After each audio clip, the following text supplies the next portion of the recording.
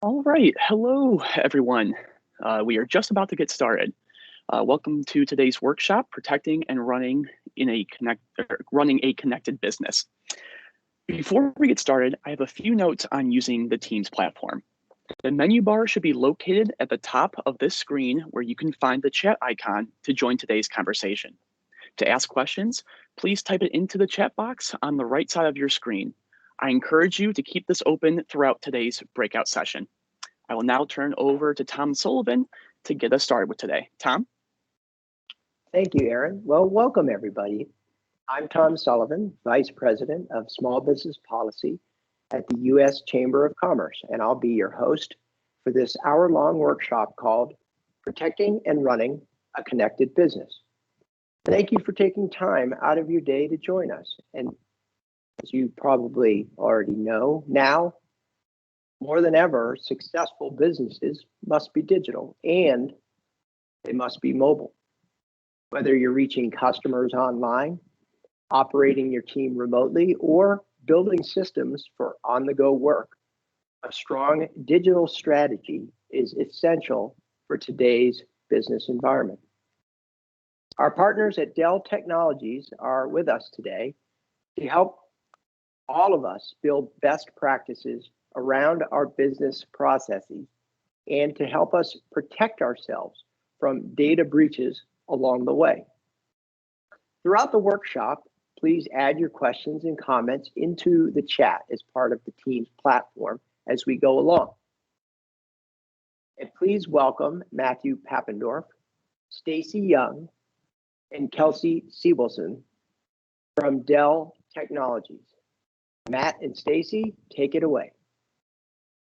Oh, thank you for the warm introduction. We really appreciate everybody joining us today for this session. We're going to have a lot of information to share. We encourage a lot of great questions. I know I speak for the rest of my partners in saying we have a lot of content. Hopefully we get through it all, but we appreciate you sticking with us. So I'm going to go ahead and turn my screen on so you can see our content, and then we will get started.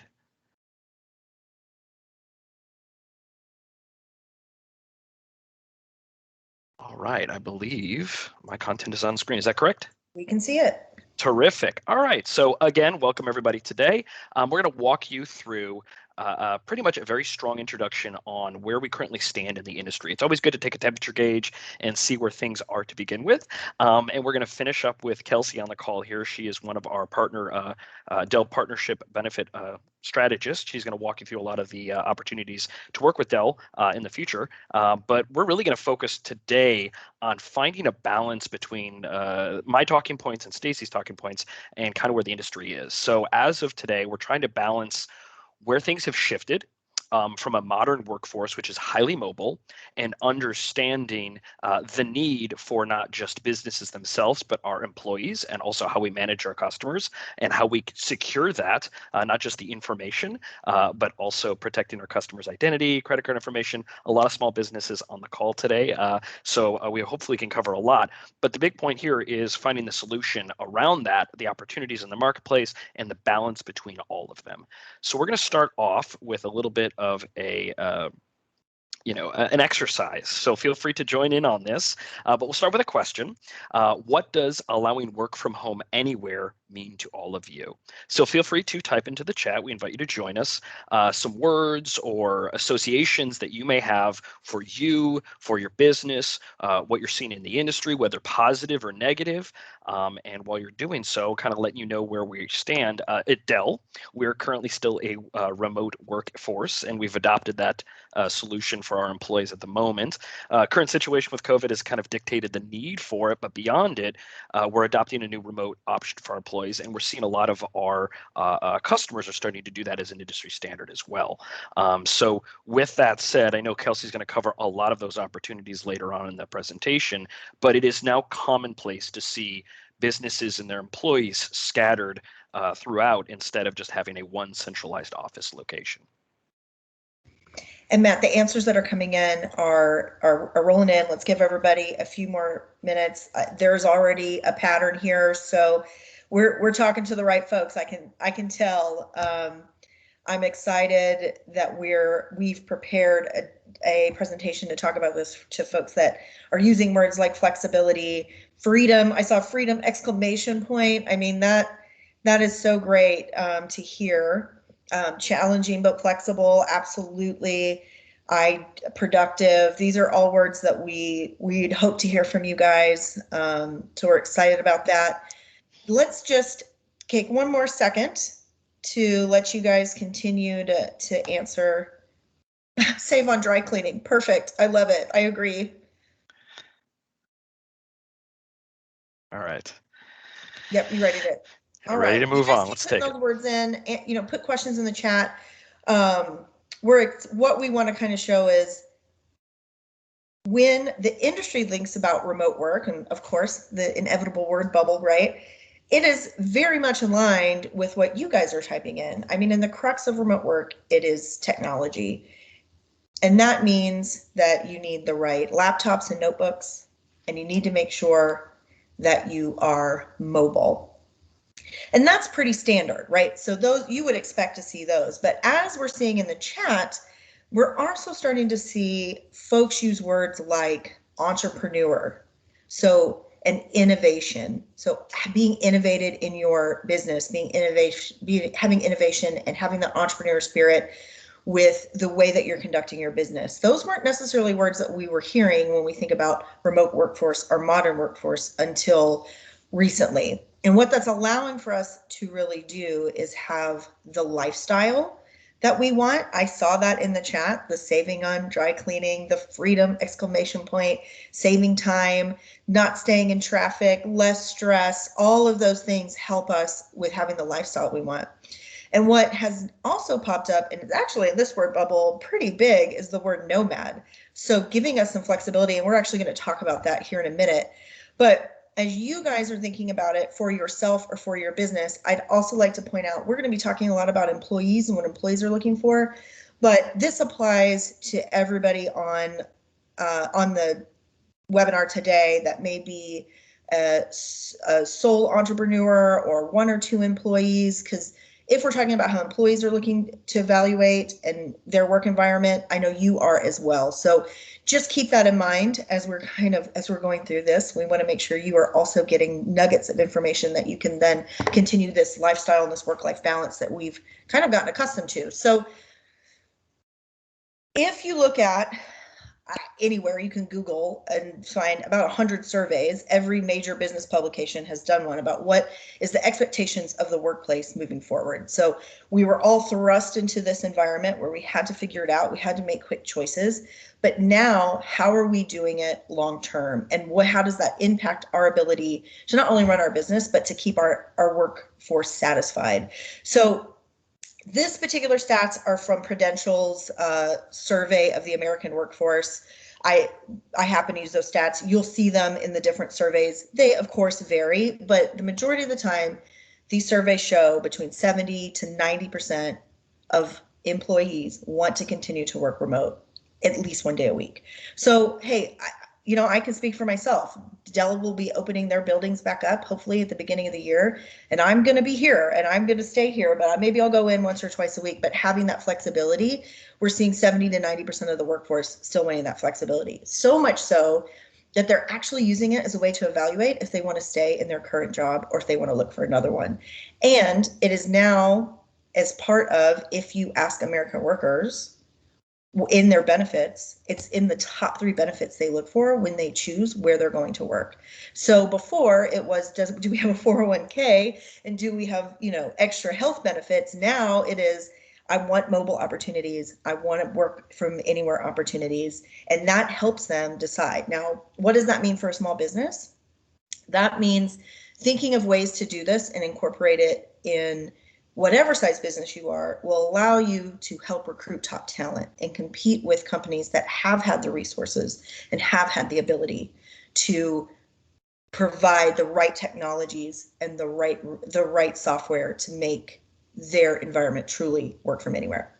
Now, the thing that I love about this is there's this new rise of a term called digital nomadism. And I don't know if you guys have heard this term, but it has kind of been everywhere. I actually was prepping for this presentation. I happened to just see a report on the Today Show about digital nomadism, and it is on the rise. I think I saw a stat that they're expecting by the end of this year for about 20 million Americans to have adopted this lifestyle. And I'm going to say that picture is actually me in the middle of the Nevada desert, driving to Yosemite on vacation with my husband and answering emails at the same time. So not only am I going to be talking about workplace modernization and flexible workspace, I actually am living that lifestyle. So I'm excited I can kind of provide some insight on how this works for employees. And I see we have a question.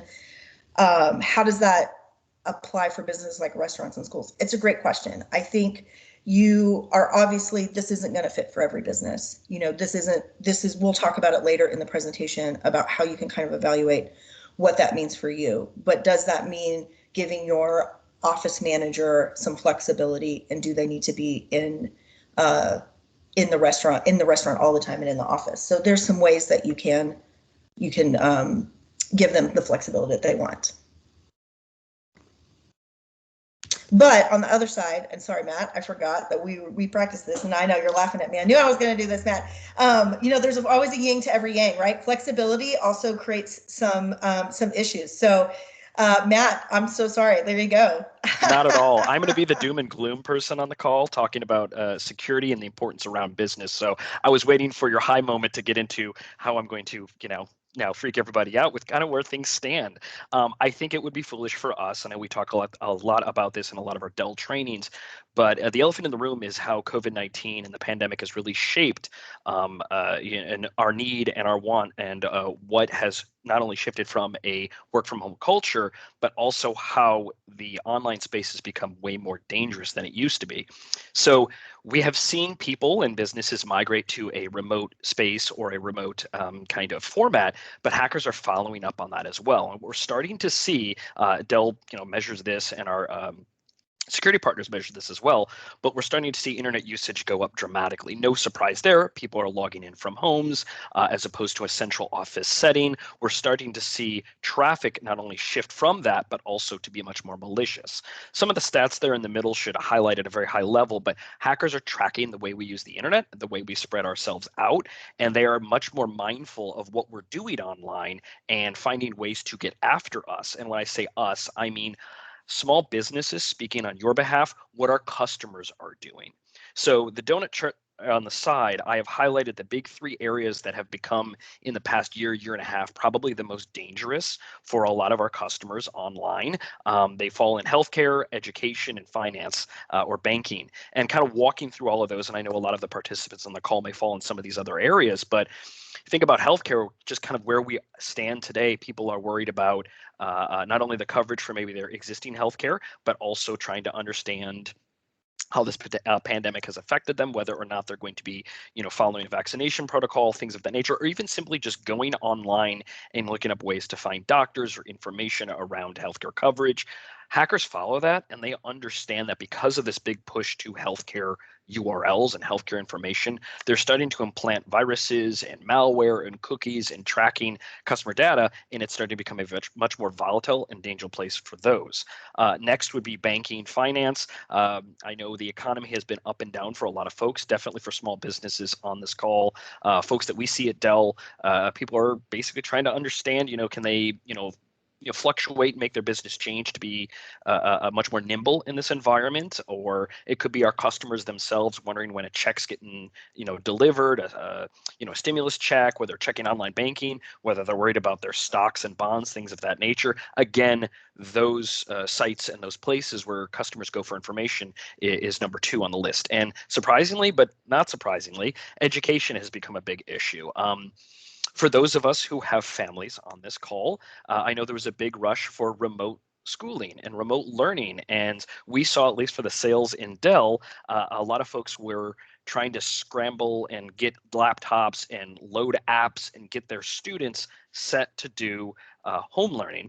And in doing so, as smart as children are, they don't always practice the best security tips. So they will be clicking on ads, clicking on app, features, maybe not always logging in appropriately. And hackers are mindful of that. And it's much easier for them to, go through educational sites and educational areas where kids are and actually get in through the viruses, their attacks through small businesses, through us, because we're all working from home, and it's become a much more volatile place. And I do need to address the bottom piece, the Zoom bombing. I'm going to push a lot of security tips to all of us, but one of the things that really needs to be paramount is it's not just the security on our system, it's also the security of our connection.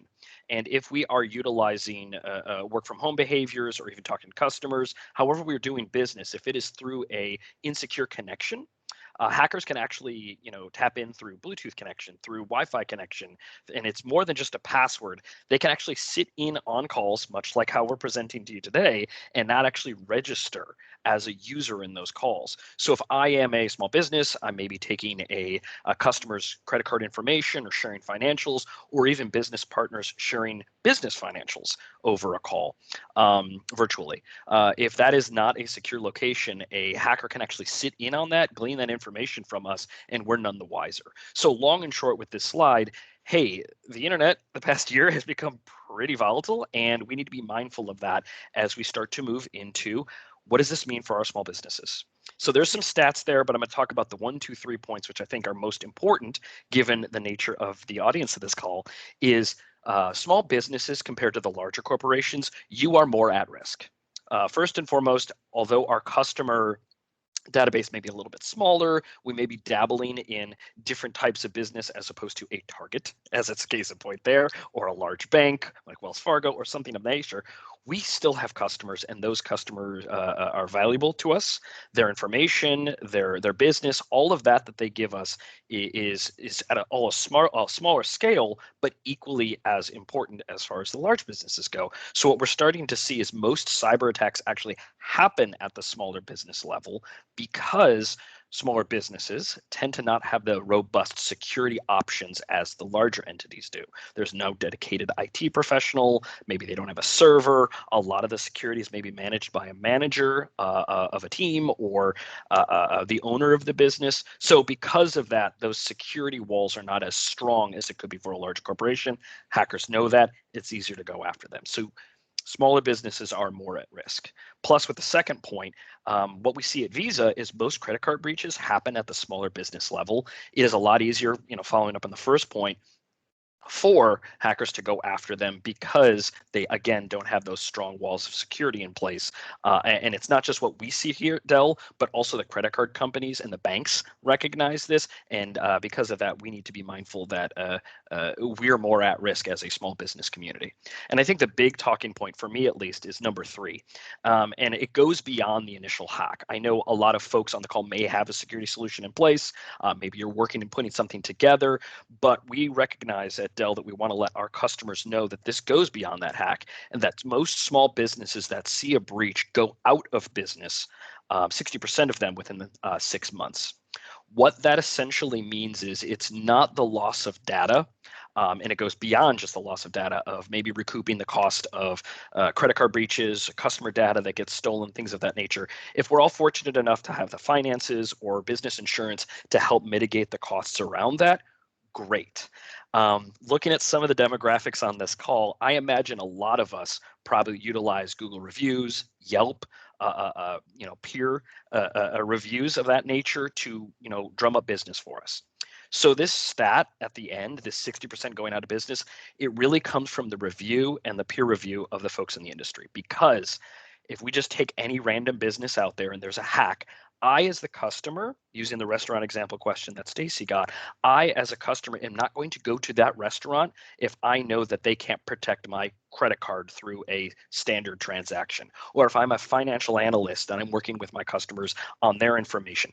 Long and short, a lot of these drops that we see in performance, and a lot of why businesses go under is because of After the hack, they lose their customer base. So I think this is long and short a reason for us to understand that not only are we more at risk, but we need to have something in play to protect our business and our customers, which leads me to kind of a very strong walkthrough, starting base level. Where do we go from here to make sure our customers, our small businesses, the people that we work with are going to be covered? So I kind of break it down into four main areas: network, devices, our data and information, and probably the most important is actually our people. So starting off with the network, I mean, there's a lot to discuss here, but where I would really start is on those three talking points, is understanding at the very baseline as we setting up our businesses, we need to recognize that our AV solution on our systems, we should have a basic firewall. I know a lot of devices on the market right now. Dell sells them. There are third-party software options we can add to it, but essentially what a firewall is going to do is act like a barrier or a filter between your computer and a network as you're connected to the internet, to just monitor any unauthorized traffic or access to it, and just make sure that that device itself, the hardware is protected on the back end. A lot of this is commonplace right now in the industry with devices, but at the very least, it's a very strong place to start. VPN is a next point I would recommend. This harkens back to my Zoom bombing talking point, but a VPN, or a virtual private network, virtual personal network, I've heard people use them interchangeably, but essentially what that's going to do is it's going to protect your connection. So a firewall or an AV solution is going to protect your devices. The VPN is going to protect your connection in the sense that it's going to mask your activity. So we at Dell have one. We're working all remote all over the place. As I said, I every morning get my coffee, turn my VPN on when I access Dell connections. And what that is essentially doing, it is masking on my IP all of the activity that I am doing. It's actually masking this call right now. So if a hacker tends to get into my home Wi-Fi connection, they are unable to see not only where I've been, what I'm doing, but what I'm sharing as well. And it's a great option. It's starting to become standardized in the industry for a more remote work kind of commonplace for businesses. And then lastly, I think with this piece, be mindful of your website and social media presence. It's not actually a network in your office, but a lot of us will put ourselves out there online, and determining who has access to that, whether it is updates, posts, access to our websites and social media pages, it's an important consideration that we need to keep in mind, because that is how individuals are going to interact with our business and potentially set up opportunities for us for more business. So as far as our network goes, that's a great place to start as far as looking at getting protection there. Of course, we got to talk about devices. Dell sells a lot of them, and we're all using them. Install security software. I have it on my system. We at Dell sell solutions with them. I would imagine most of you who are on this call probably have something as well. That's great. That's number one on the list next to that firewall, is make sure your device is protected. And then we have some small businesses on point. The POS, or the point of sale software that we use in our business, make sure, if you can, you run it on a device that is separate and dedicated to it. So if you're fortunate enough to have a dedicated PC or a security solution that manages your point of service or a point of sale solution, what that's going to do is it's going to mitigate infections from device to device. So if you manage your POS tools in one and then do email on the other, you're basically going to prevent the opportunity from whatever actions are happening on one system jumping onto the other. And that is where we run most of our business's financials. And that's a good idea to kind of make sure that there's a silo for your activities on your devices and just mitigate spread of potential viruses and malware on those solutions. So those are the first two. And then, of course, things happen. Lost or stolen devices is a very normal thing, especially for businesses that have a fleet of maybe small mobile devices, tablets, phones. It's starting to become commonplace that we will do work-related actions on a mobile device. Have a plan for when those things get stolen. A hacker can easily jump on your phone, access maybe your company account, or access Salesforce if you are working with a customer base, and basically wreak havoc to not just your company, but your customer data. And that needs to be protected as well. So be mindful that things happen, and put in place, if not already have one, what would happen if I were to lose basically my company information on a mobile device. Be able to speak to that and have, like I said, an action plan for that in the long term. And then, of course, data information. That is not just us, but also our customers. Make sure that as we grow and as we continue to develop as companies here, that we have a plan to run data and info audits. Make sure that our information is being stored in a place that has a strong security solution in place. It's upgraded. Don't a thing I see in some of my customers that I work with is they haven't updated those solutions in a while. When I say solutions, PC, software, in the nature where a lot of that data is held. The last thing you want to do is maybe go through a recovery process through some sort of event and then find that that PC or that solution you're using is like 3 years old. And before you can even do the work you need to do, you need to update everything. Plus, out-of-date systems and out-of-date software tend to be where hackers go first because they recognize that it's a lot easier to breach that than it is an up-to-date, secure PC. And then secure those backups as well. Some of these are kind of duh, but I myself am at in this category of making sure that it's like I have to remind myself to back up my information. It's great if you use cloud storage. Make sure that has a strong password along with a potential external hard drive for local backup solutions as well. But on a larger scale, there are servers out there. There are dedicated backup locations that will keep that information for you. A case in point, if there is a threat or a loss, it happens. We're trying to prevent it, but make sure you have the most recent backup available. So when you do get up and running again, you do not have a long timeline of data and content lost. You're able to pick up right where you left off and get running again. And then more importantly, have policies in place for running a safe and ethical business. I think it's really important for us to understand that as small businesses, things change for us, not just in the industry, but also as far as legality goes. So we need to be up to date on that. But we have retention policies in place for if information or our data, gets tossed around. Make sure that that information also has we have a shelf life on it. So we need to create a plan on how best to dispose of our customer information and business data as well if we need to get rid of it. The last thing you want to do is just hit delete and think that just because it's in the recycling bin, it is gone. It is not. And I think we need to remind ourselves as well that as we deal with our customer information, we need to also understand how to filter that out if it's old and we need to move past it. And I think the most important part, again, I highlighted this, is understanding the people. Our employees, as well as ourselves, they're probably the most important resource that we have for our companies. And as we work with them, we need to train them to make sure that they are understanding everything I just described, but the need that human error is probably one of the largest causes of breaches out there in the industry. Have all of your employees understand the need for strong, unique passwords for all of the devices, the accounts that they hold. If they work for larger businesses at any point and they're sharing information, make sure that that is protected because and make sure it's common practice and known amongst your employees as well on how to do that.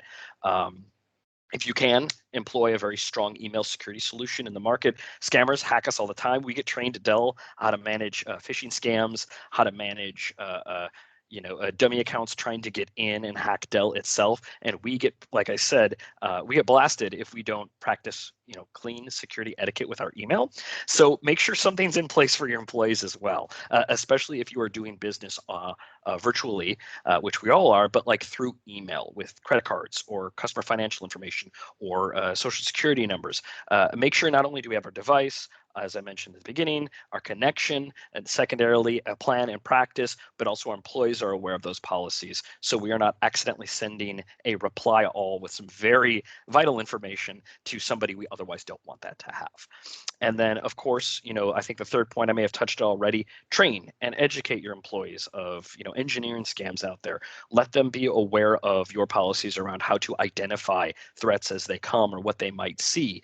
And that being said, if you have a strong base with your employees knowing what to do if something were to happen, you're able to recover so much quicker and find a way to recoup, if a loss at all, what may happen from a breach with that. So security doesn't have to be a daunting thing. I know I kind of covered a lot there, but at the very least, you can kind of start your business's security plan by getting your people trained and set. And that is, again, as I talk to that, something that really leans into, again, Stacy's point on where we are with this need of transferring to this remote digital workforce.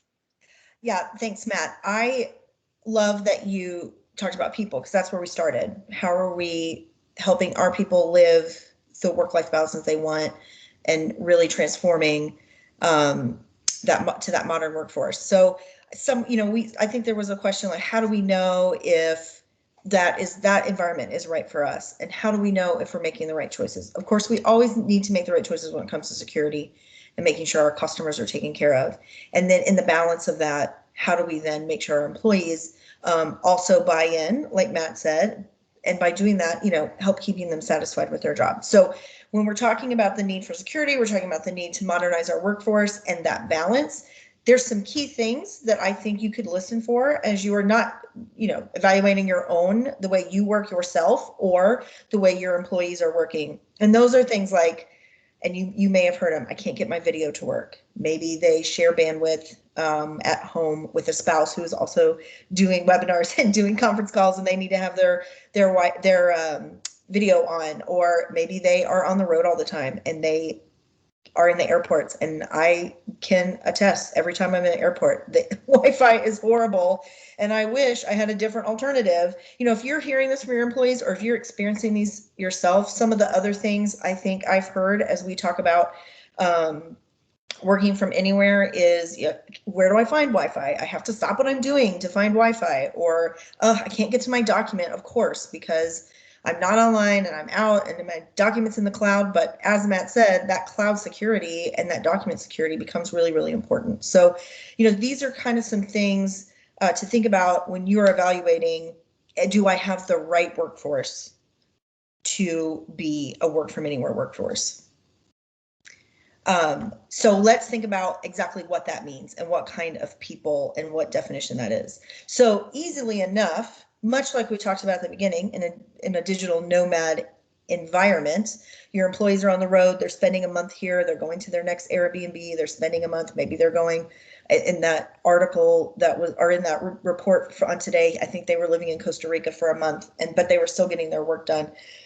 You think about road warrior, that's what you think about from work from anywhere. People that are traveling all the time, they're in airports all the time.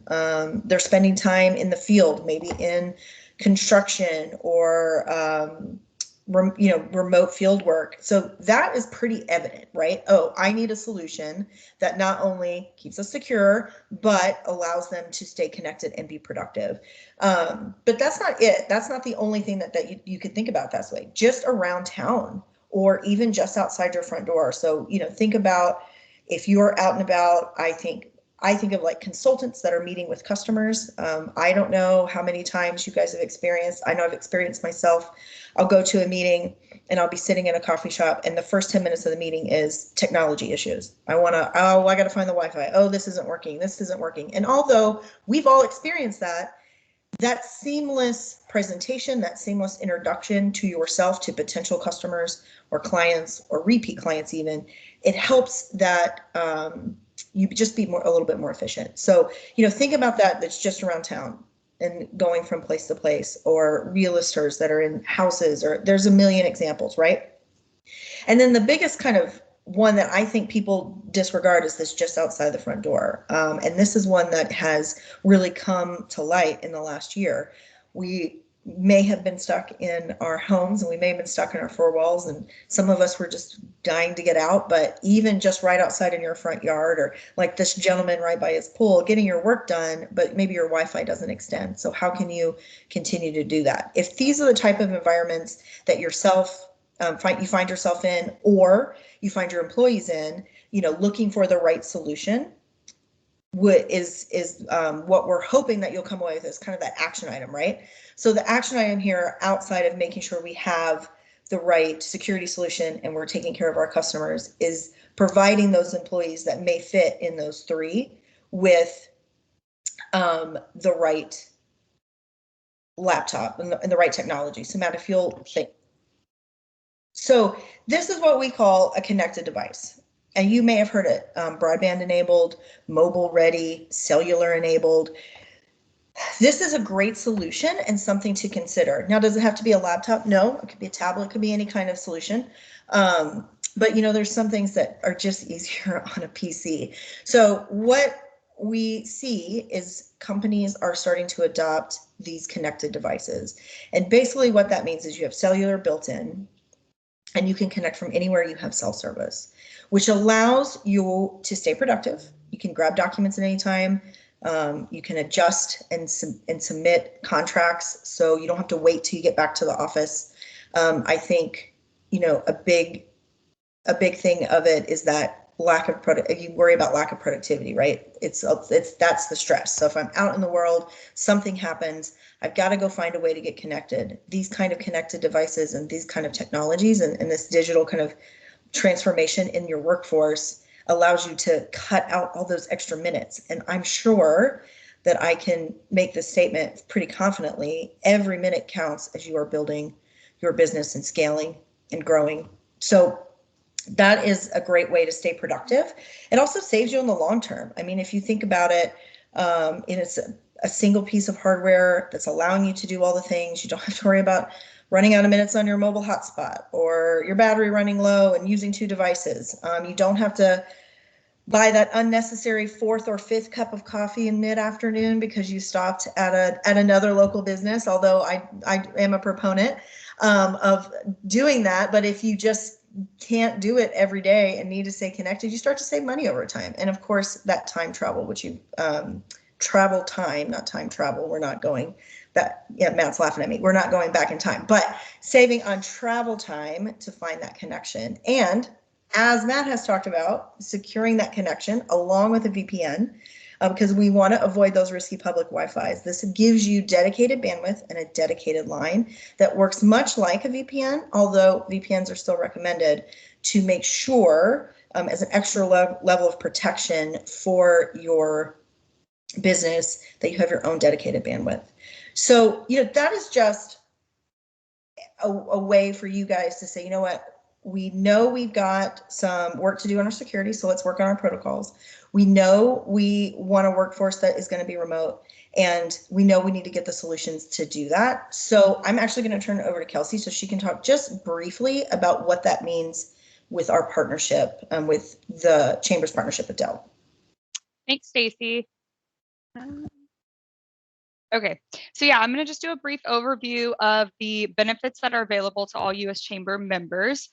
So first and foremost, there is the exclusive promotional offers. So y'all have access to up to 10% off of our discount off of the lowest price on the website.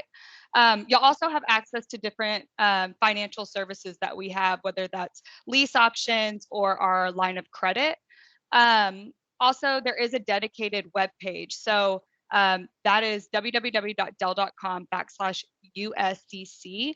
And that is where you can go to get your coupon and any kind of resources that you have for any kind of purchasing needs. And then everyone also has access to a small business advisor. So I know as a small business, a lot of times people don't, really have a lot of ideas of what they would need for technology. So we definitely have the resources here to help. So you have access to that. And then we also have something that we call our partner outreach program. That is where you can schedule an on-site visit from one of our tech consultants. And as of right now, due to COVID, we've kind of moved to doing it virtually, but we do eventually plan to going back on site, but you do also have access to that. And then these are just some of the resources that y'all have. Again, that's the landing page where you would go to get your coupon. And then that is the phone number to reach any of the advisors. And then that's my contact information. I am the account executive that manages the partnership with US Chambers. So if anything comes up, please feel free to reach out. And then I will pass it back off to Matt and Stacy for some Q&A. I would guess we have quite a bit, or I'm hoping we do. You do, Matt. This is Tom. You actually have gotten some really good comments and questions during the presentation. So I'll back up a little bit because in your presentation, you talked about the importance of having separating your point of sale device, otherwise known as kind of the swipe terminal. and we got a question from Ginger Shantz asking whether it's better to have a separate pay system on a website for online purchases and then have a separate POS for in-store purchases. Can this mitigate breaches, or would that be creating a bookkeeping issue? There's a lot of solutions. Great question. So thank you, Tom, for passing that along, and I believe Ginger, who asked it. I am not the expert as far as setting up your small business security, but what I can tell you is this, because I know there's a lot of options on the market. There's a lot of solutions that all of you may use, something different. It's just the way it kind of works. Long and short, I would say the more dedicated you are to separate where some of your data is being housed, the more layers you have, and with each layer being secured, the more difficult it will be for hackers to breach and kind of find their way through your interface and your information. So to the question, is it a bad thing to do? No, because again, it asks those layers and being protected in those layers. Would it create a bookkeeping nightmare? Not entirely, because there's a lot of solutions on the market that actually talk to each other very well. And if you are able or building one from scratch, make sure or ask that question for the company that's setting that up for you. If you're doing it yourself, make sure that those two operating arms can speak to each other technologically so that there isn't an issue in the connectivity. But housing them in two different places is again, to my point, into the question, probably more advised from a security standpoint. So hopefully I covered that. But again, it's a great question. Go ahead, Stacey. And I would also add to, a lot of times when there's companies that are integrating on the back end, it may not be necessarily separating those purchases, but also think about separating out when you are doing maybe website updates, or maybe design work for your business, or emailing for your business. So not necessarily separating out your web purchases from your in-store purchases, although I do agree with Matt's suggestion. It's also about separating out the things that aren't included in that purchase pattern for your customer, and all the other things that you're doing to run your business. That extra separation is really where you'll see a way to mitigate that risk, because those softwares you don't update all the time. Not like a website when you use a web portal and they're updating their security protocols all the time. So just a little extra tidbit there. Wonderful. Thank you, Stacey. Thank you, Matt. And Matt, I particularly liked how you commented that these are the types of questions that small business owners want to pose to the service providers that are proposing kind of a one-stop out-of-the-box solution. Because as I think both of you know, is that the small businesses care about these things, but until we figure out how to cram more than 24 hours into a day, there's only so much time. And when there's a breach, then it's too late. So the idea that you're arming them with good questions to ask these third-party service providers is really valuable.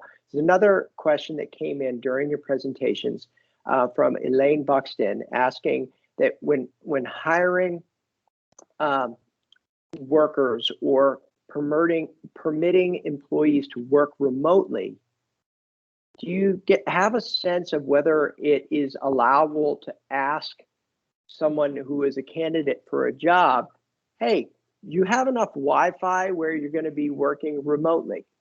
Any sense of that, either from your experience working at Dell or perhaps your experience working with some customers?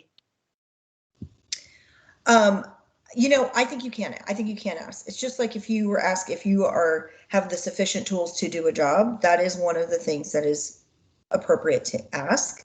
I think it is also appropriate if someone has worked in the office and has asked to move remote, so they've been your employee for a long time, to ask if they have the right kind of connection. I mean, that is what they're telling you, right? They're saying, trust me, I'm going to be able to do this remotely.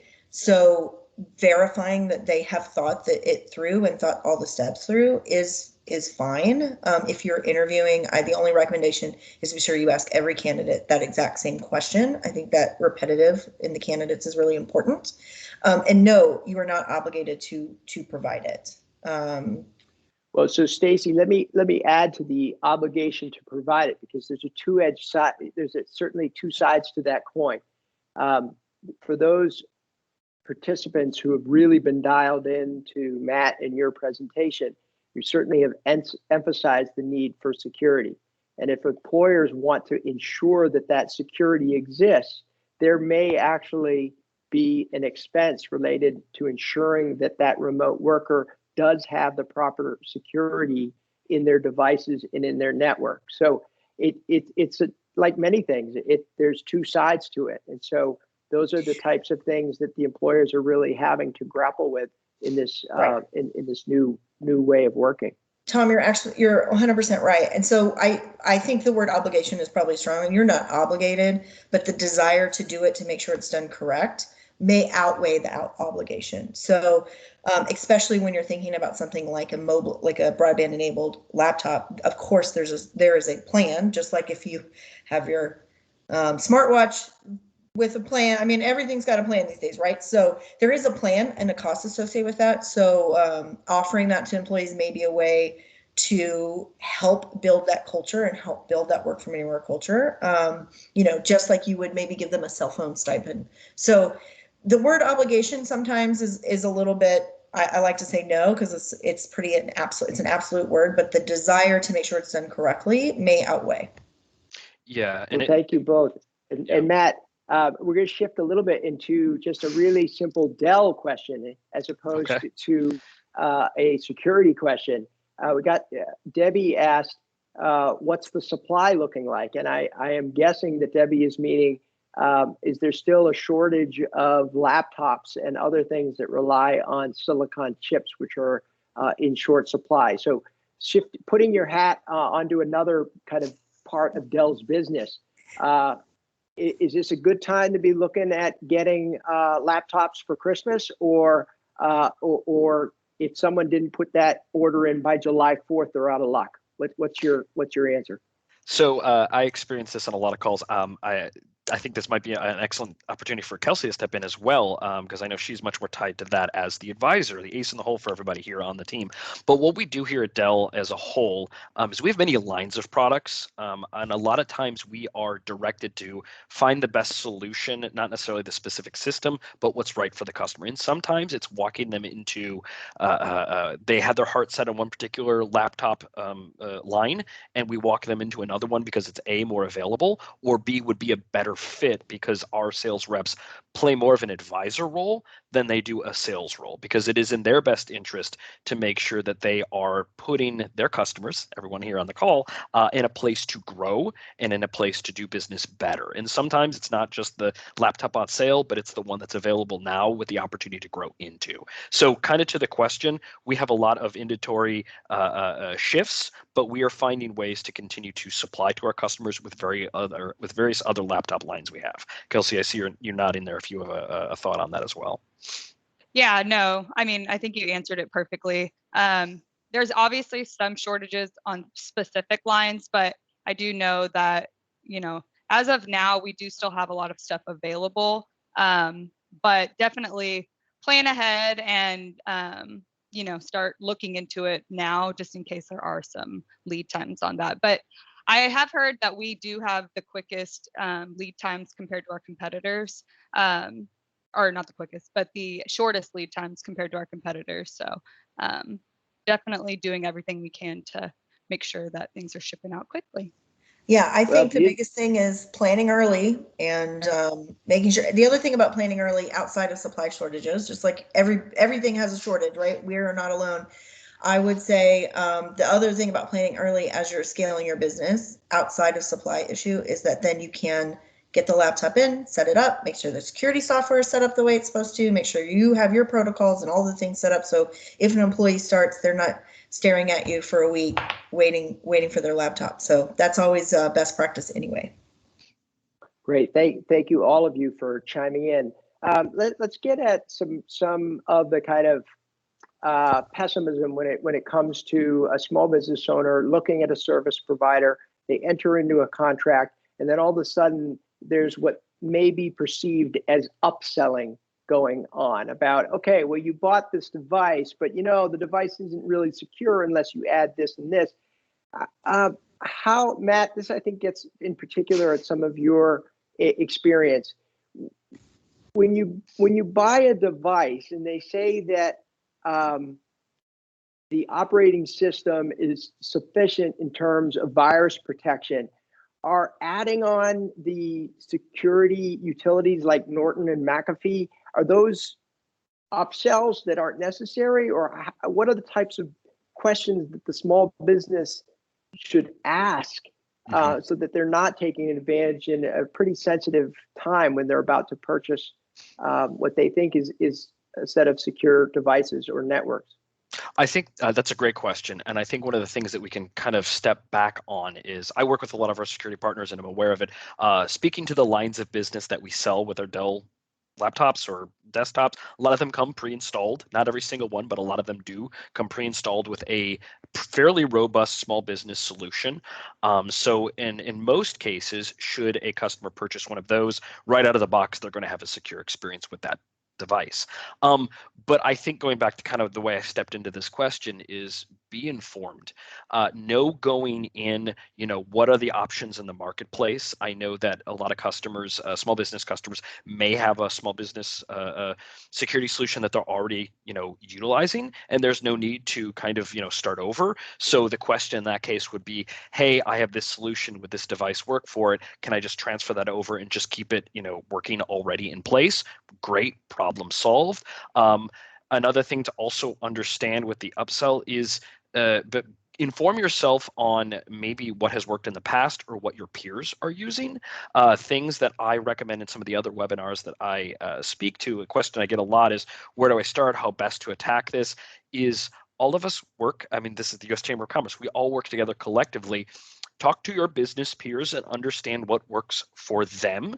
So going into a potential purchase of a laptop sale, you're a restaurant, you're a financial analyst, you work in this area, work in healthcare, whatever it may be. If you talk to your peers in that specific industry and this solution worked for us, this is what we've been using for years, this is integrated in X, Y, or Z.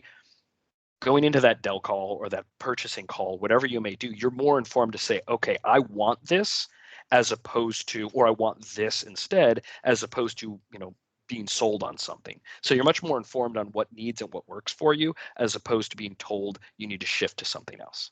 Hopefully I answered that question. You did. Thank you.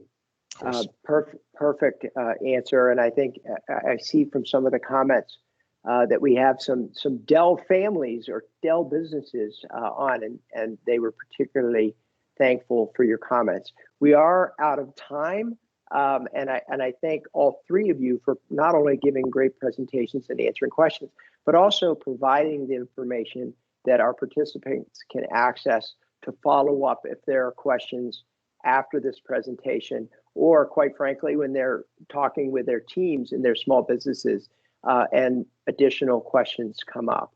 So thank you, Matt, Stacy, and Kelsey, for being the experts and providing such valuable advice. Now, up next at the top of the hour, our team is going to be hosting a workshop focused on minding your metrics with Oracle NetSuite. You can join the action by clicking the Event Hub link in the chat function. Thank you for joining us today. Thank you.